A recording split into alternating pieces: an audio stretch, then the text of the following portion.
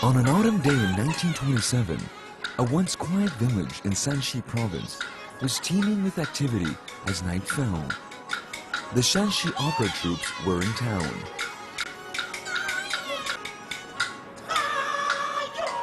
The famous group would perform for over 3 months.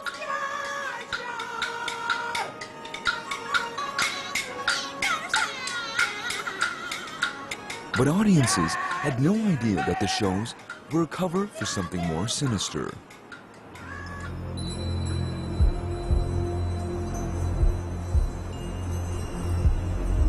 Not far from the stage, a group of farmers were digging day and night, watched over by armed guards on the orders of warlord Dang Yukun. They were looking for hidden treasures.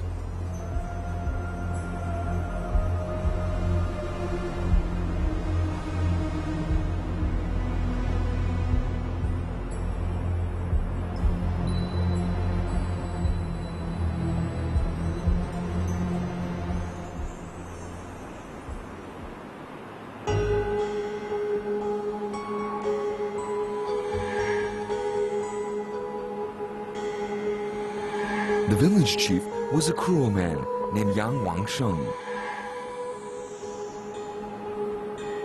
Earlier in the spring, he had raised taxes, making life for the villagers unbearable.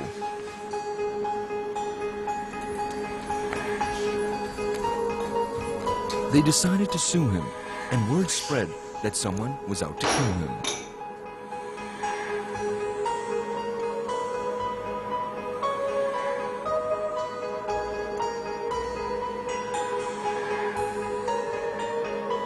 Fearing for his life, Yang Wangsheng sought protection from Dang Yukun.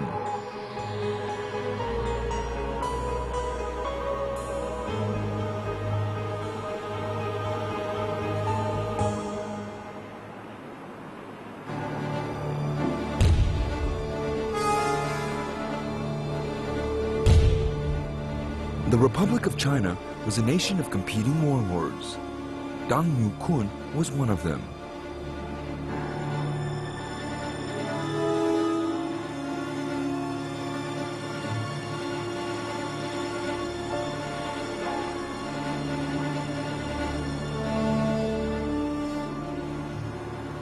他从小的话，这个就好结武斗，所以的话，这一次这个决斗争，腿给打断了，所以的话，这个后来形成一个玩绰号，叫张拐子，啊。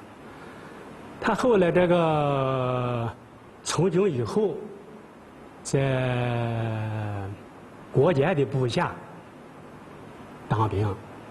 后来国家被这个军阀这个轰炸，这个争夺权位被打势以后，张玉坤很快窜到了这个宝鸡关中西部地区这个军阀座位。Although commanding only 7,000 soldiers, Dang Yukun was able to stay in power for a decade.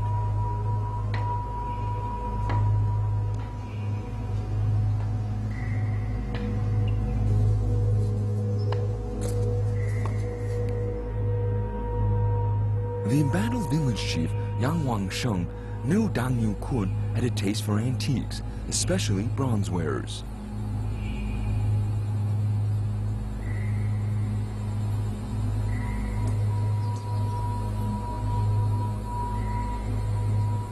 He told Dang Yukun there was a cache of bronze objects excavated near a cliff called Dai Jiago in Baoji, which would fetch high prices if sold in Xi'an.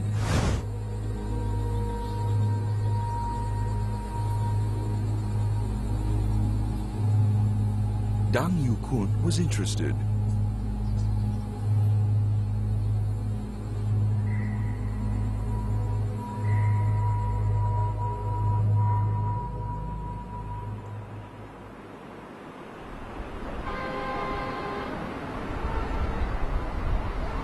Baoji is an important industrial city with modern high-rises and traffic jams.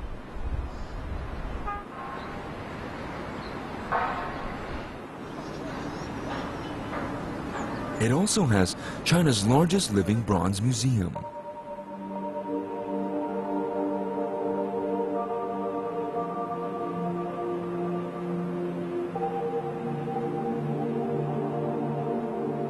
关中地区本来就是中国黄土地的自然条件最好的一个地区，宝鸡又处在它的西部，它的自然条件更好一点，穷山碧湖在西部的季节性的那个雨量比关中东部还要一般平均年都高上个100多毫米的这个降雨量，所以这个泥与龙作物的生长是古代先民很早就生养生存繁衍的一个非常自然条件非常优越的一个地方。 Baoji was the birthplace of the Zhou dynasty and home to many nobles. It would also become the capital of the early Qin dynasty in 221 BC. Its rich history has made it the most lucrative site when it comes to unearthing bronze relics from the Zhou and Qin dynasties. Dang Yukun once served as an apprentice in an antique shop in Xi'an, where he became particularly interested in bronzeware. His favorite book was a record of ancient bronzeware collected in the royal court of the Qing dynasty. Over the years, he became an expert appraiser.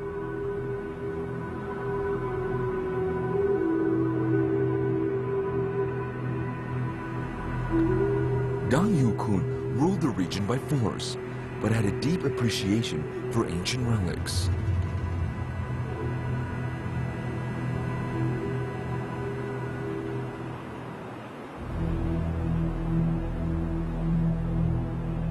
Dang Yukun needed money and military provisions to consolidate his power.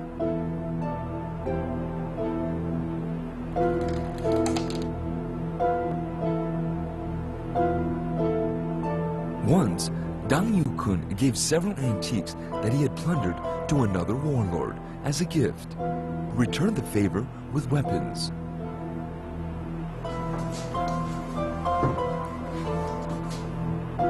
Dang Yukun told his soldiers, "Antiques are treasures. I can give them as gifts or sell them for weapons."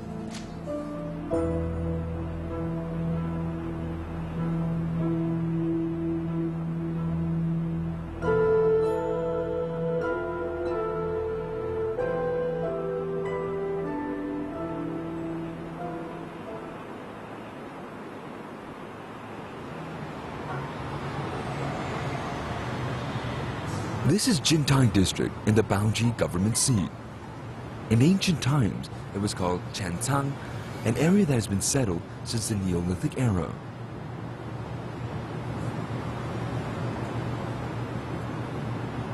It was also the site of Dajiawan village, which has only a few broken caves left.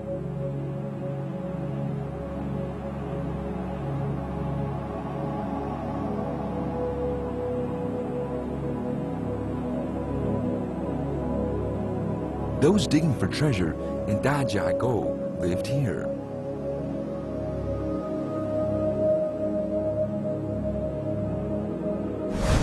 Dajiago is covered in rich vegetation. Traces of a treasure theft 80 years ago are long gone.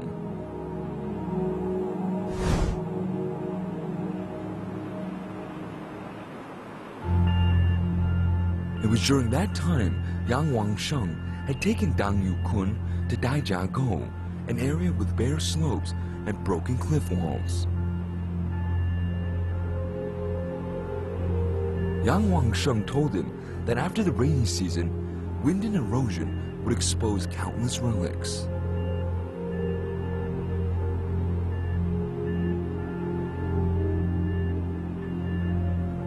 Dang Yukun decided to search for the hidden treasures.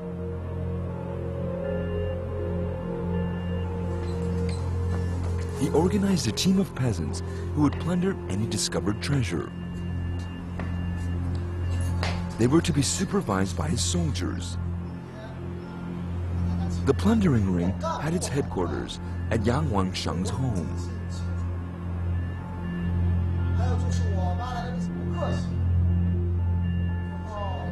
The excavation began.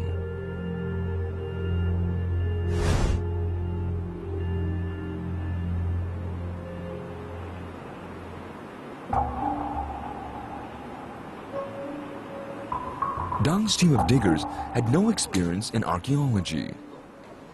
Not knowing what to do or where to look, they searched blindly.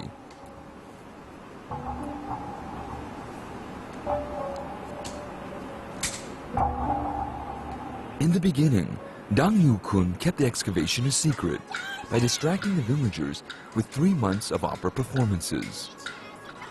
There were only a few diggers, and the search was limited to a small area.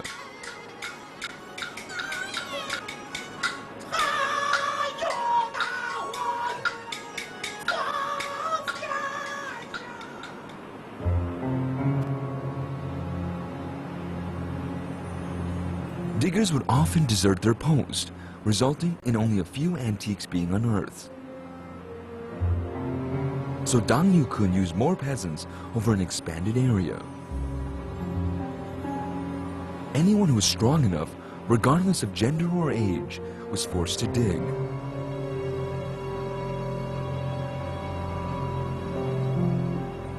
Those who refused would be punished. 还有一个民工当时影响比较大，就是这个极力的反对党玉孔在这里盗宝。党玉孔知道以后，就把这个人抓起来，采取十分残暴的手段，把这个民工钉在宝鸡东城门的这个门上，活活的就给整死了。 In November 1927, the digging moved to central Daijiago, where a trove of artifacts could mean a large tomb was nearby. During the Western Zhou dynasty, bronze was a symbol of power. Dang Yu-kun was betting there was a royal tomb nearby.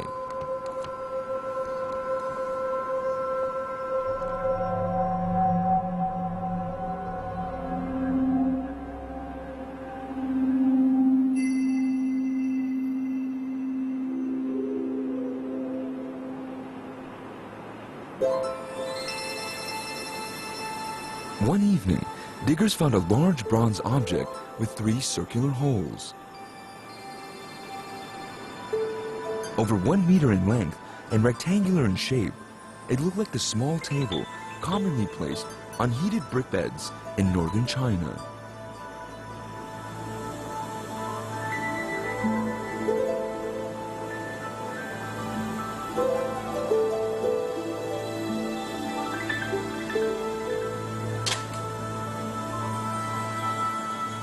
当时跟随党玉孔发掘的一个老汉叫戴洪杰老汉，他提供这情况上，当时这个铜镜的话，就指在这大墓里面，墓道以及墓室的地方。当时挖出来以后很大，老百姓当地都叫他这个铜镯子。 Dang Yu-kun rushed to the site and ordered the whole area to be searched thoroughly. Soon, 2 more jins were unearthed.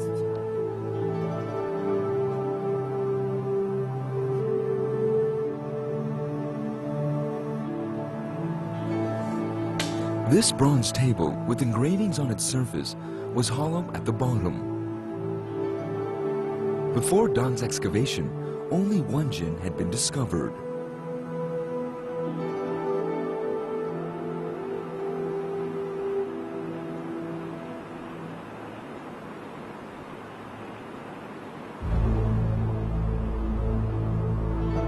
According to legend, Yi Di, the minister of Yu during the Xia dynasty more than 3,000 years ago, invented a method to brew alcohol.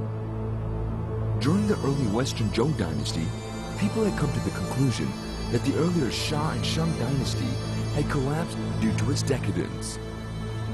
King Zhou promulgated China's first ban on alcohol. The instrument supporting wine vessels was named jin, meaning forbidden.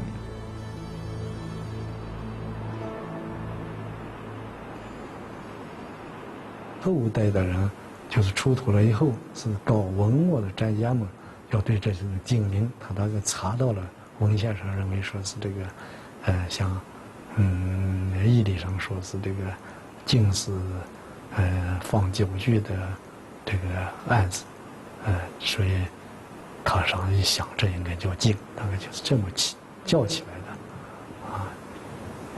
至于他是不是真的周人就叫镜，这还是有问题，但是它是有依据的，就义理上有这个说法，说既然是放酒具的东西叫镜。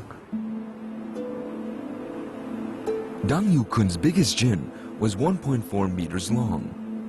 His next biggest was 1.2 meters long, and his third was damaged. These jin artifacts had a similar function to a modern tea table. Its 3 circular holes can hold drinking vessels.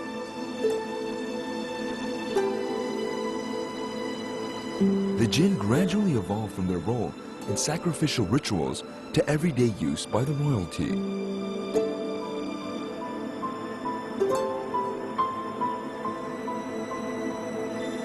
The 3 bronze objects were decorated with a dragon-like pattern called Kuei.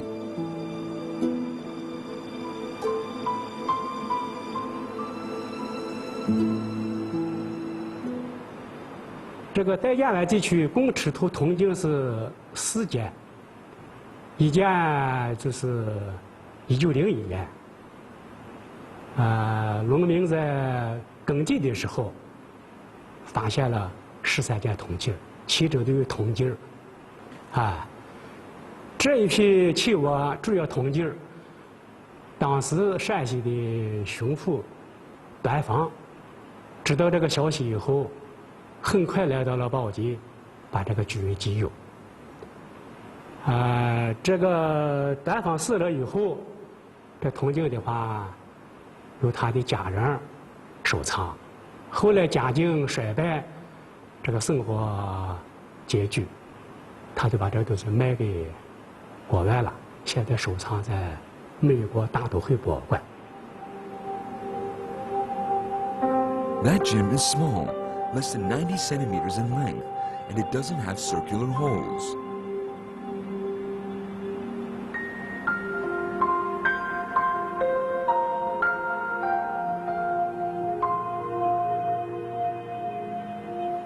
Because they're extremely rare, jins are national treasures.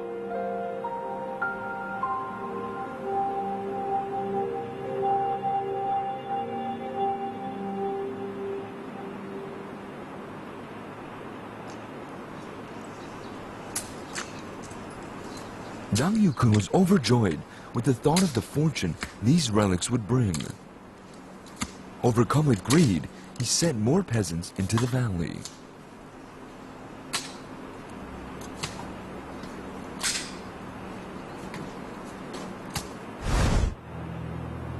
Due to his particular love of bronze artifacts, Dang Yukun neglected other relics.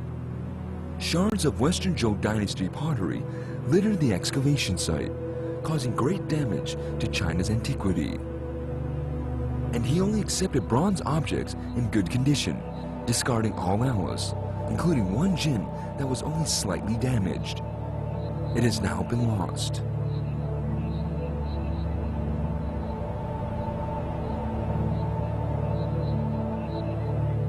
The excavation lasted 8 months.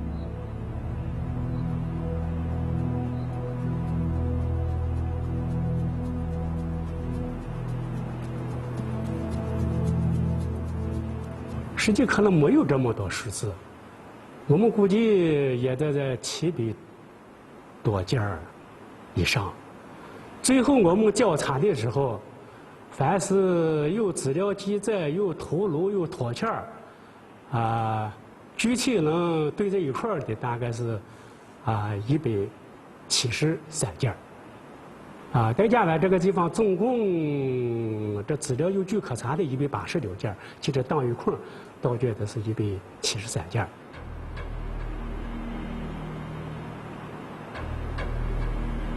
The large amount of ancient artifacts proves that Daijiawan was noble ground at the end of the Shang Dynasty and early Zhou. But the lack of historical records at the site has proved puzzling.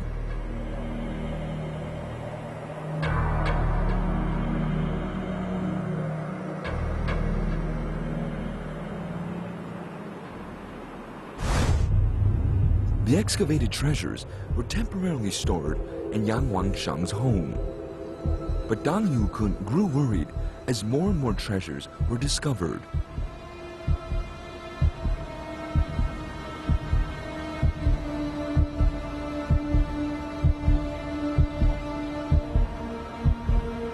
Dang secretly transported 2 intact bronze jins and many other bronze artifacts from Baoji to Fangxiang, territory under his direct control.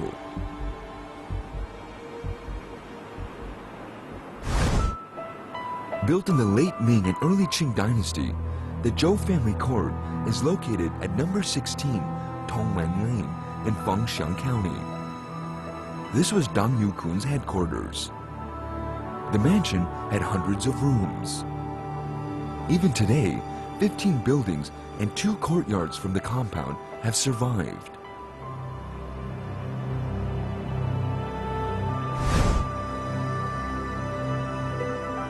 Dang Yukun brought the treasures here.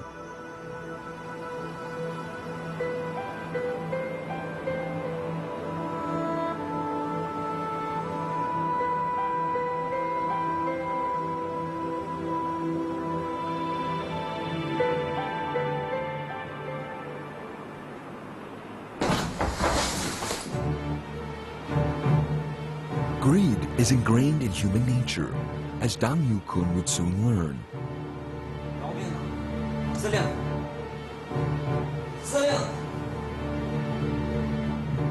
He found out that one of his most trusted soldiers had colluded with outsiders to secretly ship out several artifacts.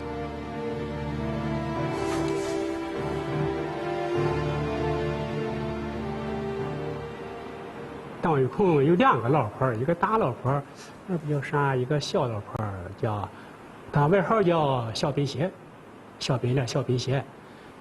这个小皮鞋是Dang Yukun的一个警卫团长，他的枪法也很厉害，势力也很大，在很大程度上都是左右Dang Yukun的。这Dang Yukun大老婆惹不起这个小老婆，所以是这个，Dang Yukun到了这个得到这一部分期货以后，小皮鞋儿，他自然很关注这个东西，他如果是分赃不均的话，2个老婆必然引起家庭纠纷。One day, the mansion had caught fire as fights broke out between Dang's concubines over the artifacts.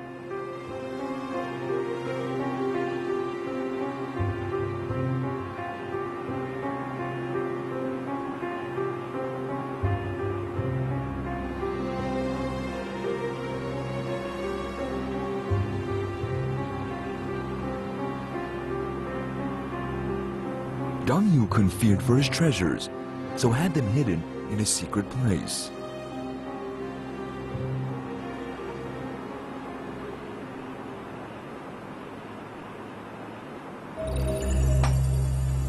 While Dang Yukun looted ancient tombs, the Northern Expedition brought an end to the warlord era.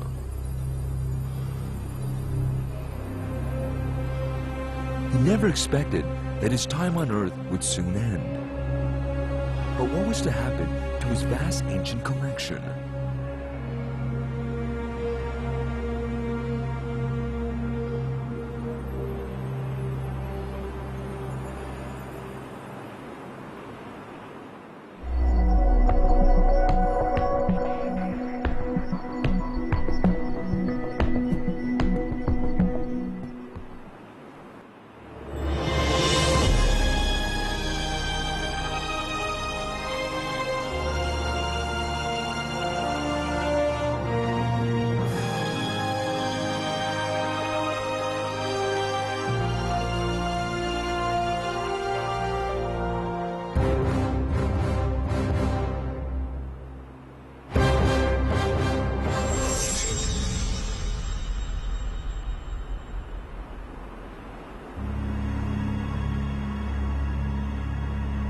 One evening in 1927, several people secretly carried out a large box from the Zhou family court in Fangxiang, Shanxi province.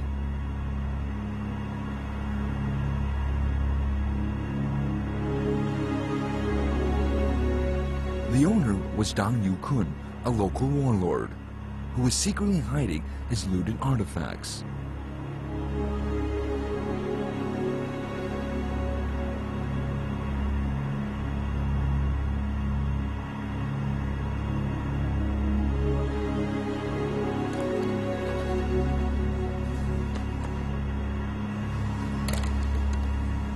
One of the items was an extremely rare bronze jin. Dang Yukun ordered his soldiers to dig a cave in Fangxiang to hide his treasures.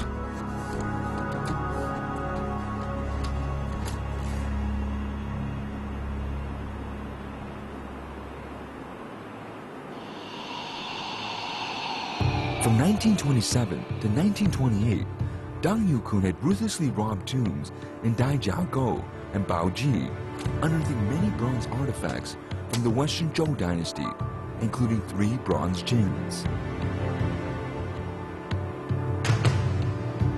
Traditionally used as a sacrificial vessel, very few jins have survived.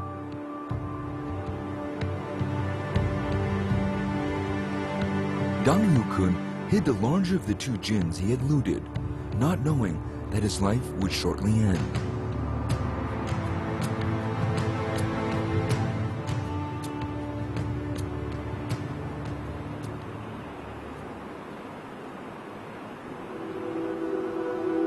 The soldiers sealed the cave and buried all traces of it.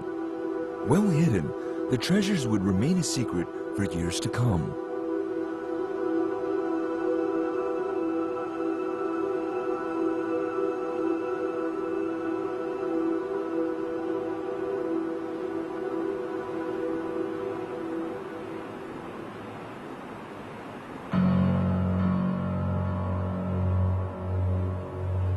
In the summer of 1928, Fangxiang was encircled by the Nationalist Army.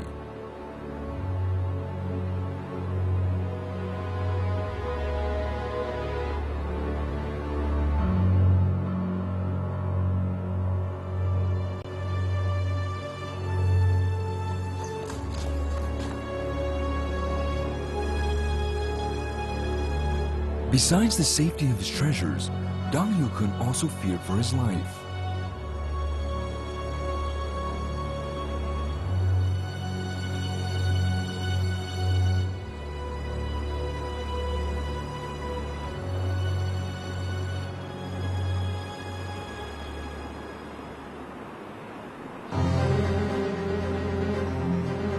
The mid-1920s were a chaotic time, as powerful warlords vied for control over vast swaths of territory. To put an end to the anarchy, in 1928, the Nationalist Army set out from Guangdong and launched the Northern Expedition to wrestle control from the warlords and reunite the country. In May 1928, the Northern Expedition was temporarily halted. Fang Yuxiang ordered his subordinate, Song Jue-yuan, to eliminate the defiant warlords in Shanxi province. Song Jue-yuan was the chairman of Shanxi province and the chief commander of the 4th Division of the Northwest Army. His 30,000 soldiers soon surrounded Fangxiang. 张玉孔派他的参谋长出去的话，给宋哲元讲，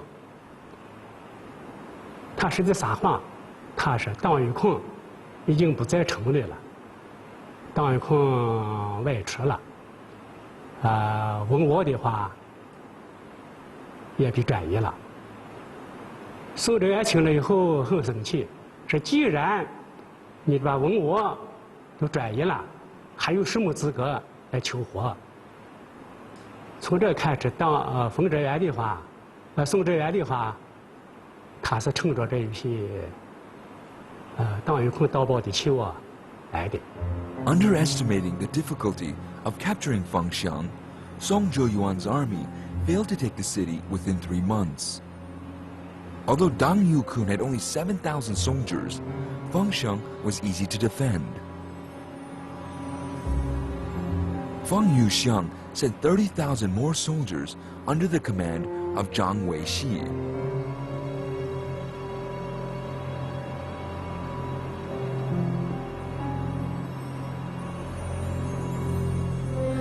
In ancient times, Fengxiang was called Yongzhou. During the Tang Dynasty, it went by the name Fangxiangfu, a place of great strategic importance in the Guanxi area. These old photos show that the city's walls were formidable.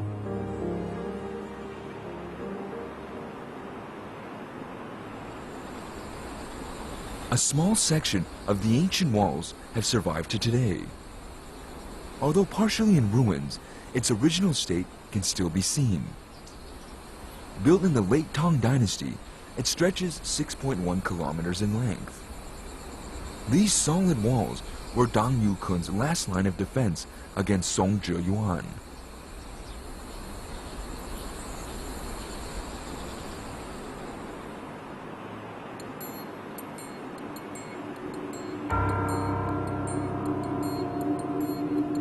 As the confusion continued, Dang Yukun thought the nationalist army would soon withdraw, which would allow him to sell his looted treasure to rebuild his wealth and power.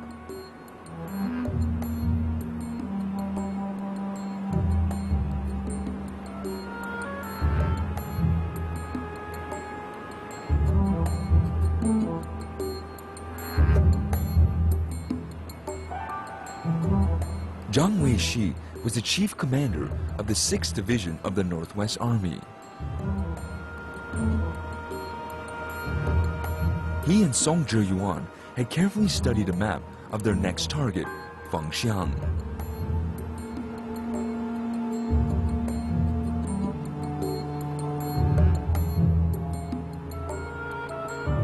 Eventually, they found a breakthrough point.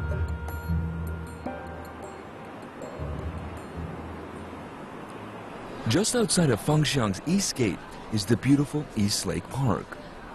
It was Song Dongpo who wrote the inscription East Lake during the Song Dynasty. The majority of the pavilions, terraces, and towers were built while he was an official here. Song Zheyuan and Zhang Weishi were fixed on this spot.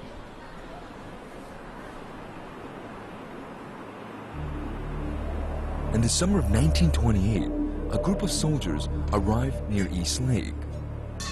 They weren't here for training.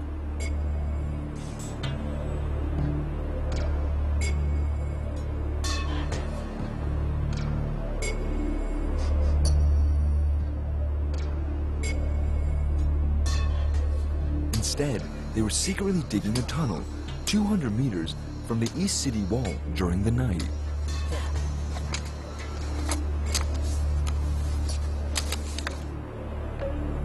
Half a month later, the tunnel reached the foot of the city wall. It was here the soldiers buried 4,000 kilograms of explosives.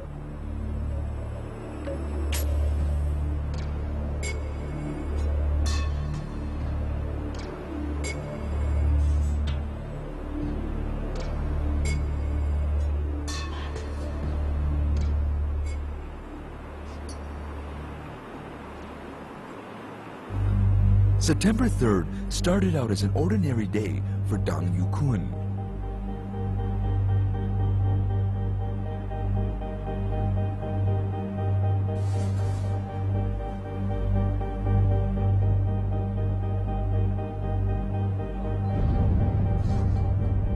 In the morning, Song Zheyuan gave orders to ignite the explosives.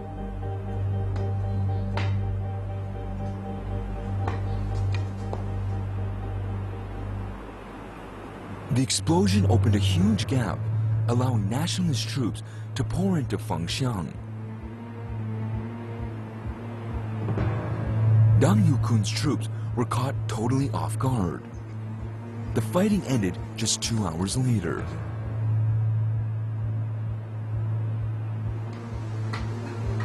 Dang Yukun was killed amid the chaos.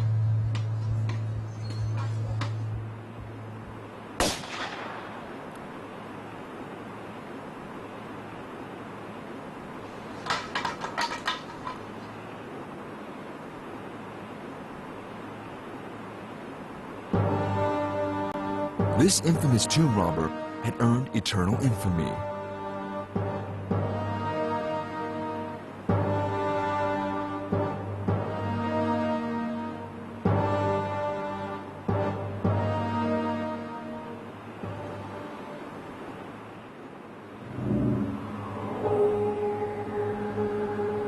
Jiang Weixi's soldiers came upon a house that was being fiercely guarded. His troops suspected that there may be a secret arsenal there.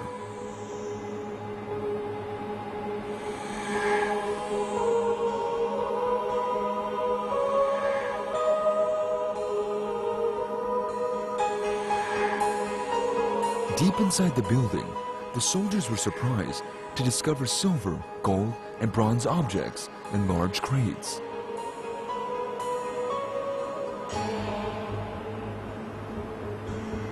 It was Zhang Yukun's collection of stolen artifacts, taken from farmhouses and tombs over many years.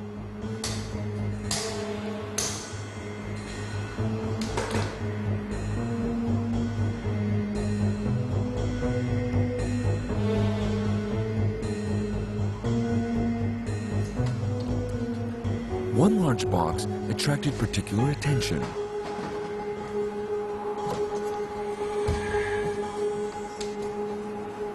Inside was the bronze jin that was excavated in Daijiawan.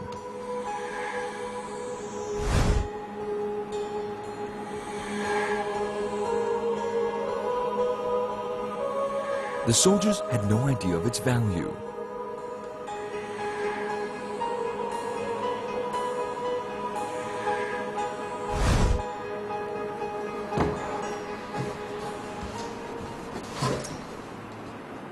这个张维熙缴获这部分文物的同时，他背着这个宋哲元，企图把一部分文物送到自己的老家山东。这个事情很快又被宋哲元知道了，宋哲元马上向冯玉祥做了报告。冯玉祥知道这件事情以后，又派兵在陕西的 统管对张维熙的截获的这物宝物进行了缴获，并且对张维熙进行了训斥。 One of Song Zhiyuan's subordinates wrote in his memoir that Song Zhiyuan had examined Dang Yukun's stolen treasures.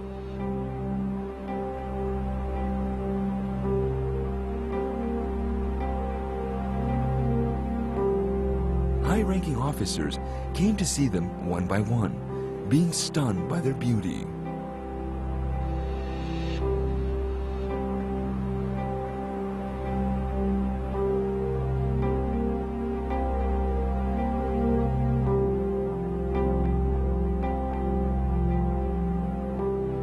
Later, Song Zhiyuan transported them to Xi'an, where they were cataloged and photographed. But surprisingly, the bronze jin was not there, having mysteriously disappeared.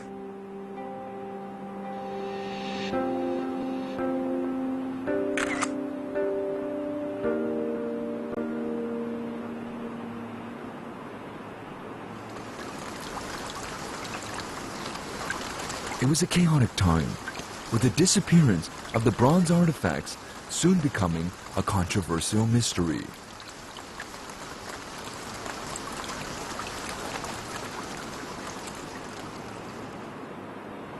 Song Zhiyuan's mansion was located at number 231 Xinhua Road, Heping District in Tianjin.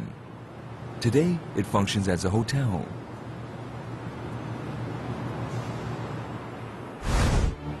In 1941, Japanese soldiers drove out Song Zhiyuan's family, stealing all their possessions.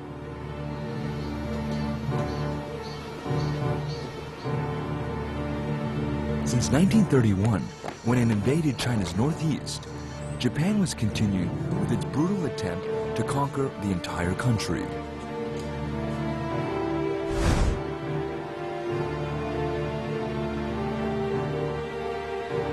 In 1933, the Japanese army occupied Changde in China's north. It then divided its forces to attack all strategic passes along the Great Wall. Soon they reached Shifangkou in Hebei province. Song Jian's number 29 army was responsible for the city's defense. He wrote the phrase, "Die rather than become a slave of a foreign power." His troops pledged to fight to the death against the Japanese invaders. Song Jiuyuan became infamous among the Japanese for his fierce opposition. In 1941, Japan occupied Tianjin's British concession and confiscated his property.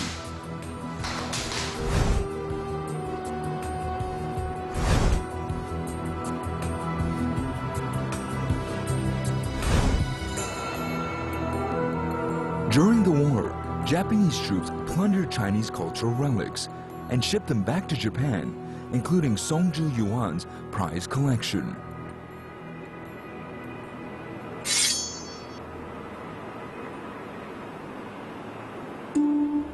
One bronze object at Song Jiuyuan's home caught the attention of the Japanese.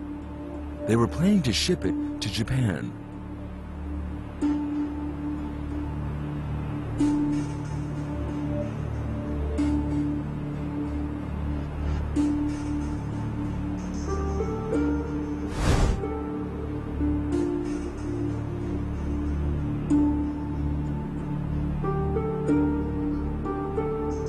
But Song Huichuan, Song Jiuyuan's younger brother, had other plans. Using his skills as an antique collector, he entertained guests and sent gifts to retrieve the bronze jin.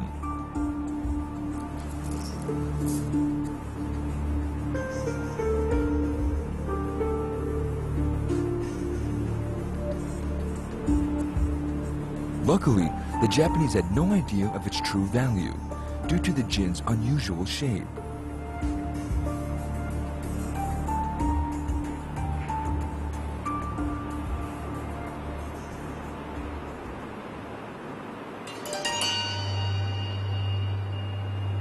After some careful maneuvering, Song Huichuan was able to recover the bronze jin.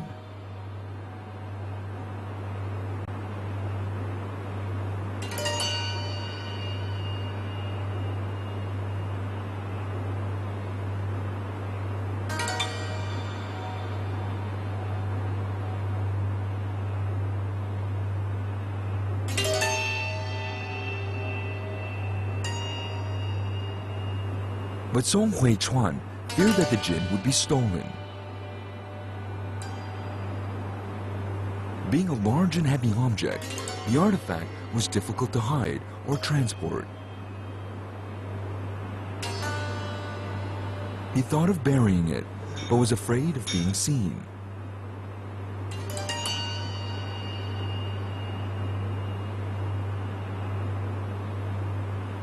At this point, Wang Yurong, one of his wives, came up with an idea.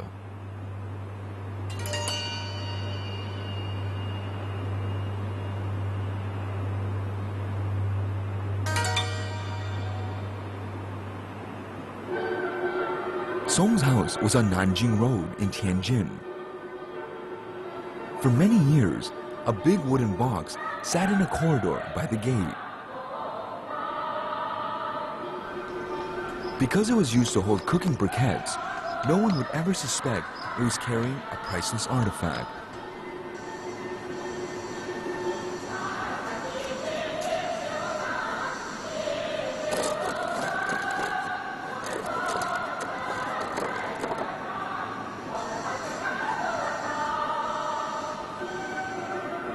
Over time, even the Song family forgot about it, thinking it was a piece of scrap metal. The jin stayed untouched for 20 years.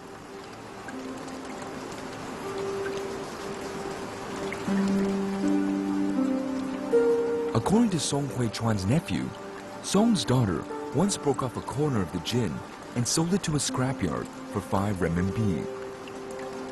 In 1968, Red Guards confiscated the Song family's property, but completely ignored the pile of coal that hid the valuable treasure.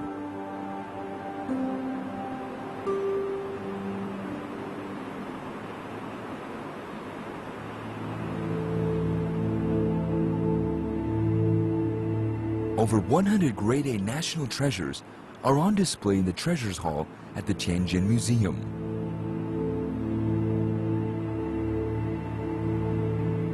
Among them is a bronze artifact known as the Jin. It's the museum's most valuable relic.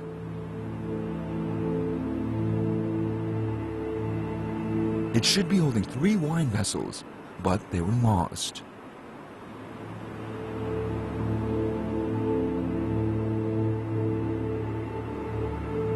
If you look carefully, you can see clear cracks on its surface.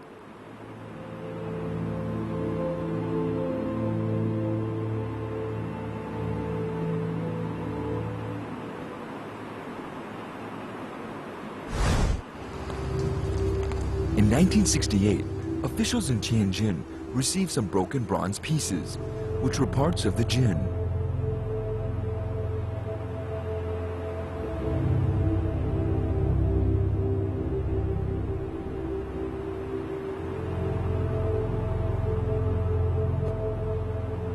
Fortunately, the piece sold to the salvage yard was recovered before it was melted.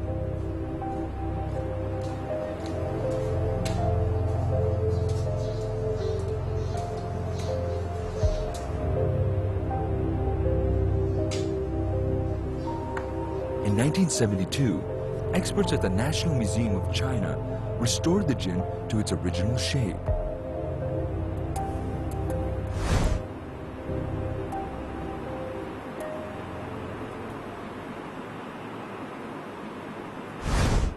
Of the 4 bronze Jins unearthed at Daijiawan, 1 was shipped to the US, 1 was discarded after being excavated, and 1 was secretly hidden by Dang Yukun.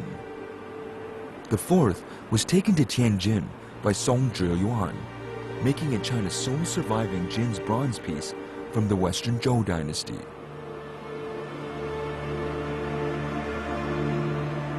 It once served as a royal sacrificial vessel, before becoming the envy of rival warlords in pursuit of plunder. During the war years, it was stolen by the Japanese, before being forgotten for 20 years.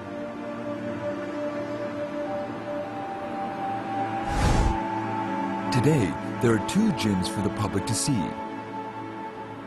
One is at the Metropolitan Museum of Art in New York, and the other at the Tianjin Museum.